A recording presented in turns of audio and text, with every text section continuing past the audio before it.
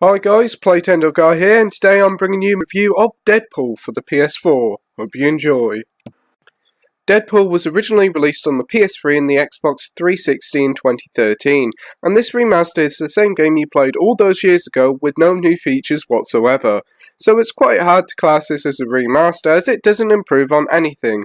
The graphics are still the same, the frame rate hasn't changed, but while this doesn't sound like the developers didn't bother much with this remaster, the game actually runs quite smoothly with no glitches or technical problems whatsoever, so it should be praised for that.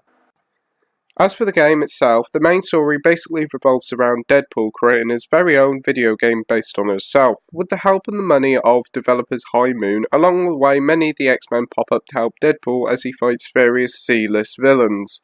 The game's script is probably the biggest thing it has going for it, with the game breaking the fourth wall nearly every minute. An example of this, the game cuts to some retro-looking graphics, only for Deadpool to ring up the developers to find out he's blown the whole budget on explosions. Little touches like this really do bring a lot of charm to the game. The levels themselves are fairly basic stuff, with you going from A to B while beating up a load of henchmen and doing the occasional platforming. There's the odd occasion where the game turns into a 2D platformer and even takes an original Legend of Zelda top-down perspective for part of the level. And moments like these really do spice up the game, and they do add a bit of variety. If you played any of the Batman Arkham games, then you know what you'll get in here, as the combat is pretty similar.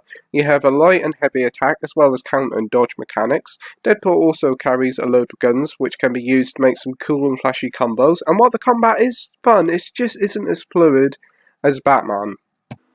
The game's length is fairly decent, 6 to 8 hours depending on what difficulty you play on, and bar some plain and fairly uninterested wave-based challenge maps, that's it. You could go back and play the game on the hardest difficulty, but once you completed the game once, you probably don't want to go back as there's nothing really much to do. Conclusion time now, and I give Deadpool a 6 out of 10 with a total of OK. As a remaster, Deadpool isn't really much of one, and charging near full price is a joke for it, but the game itself is a fun if brief title with a brilliant script and some fairly fun combat.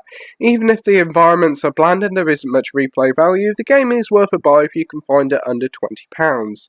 Thank you for watching my review, like, rate and subscribe, and most of all, keep on gaming. Bye!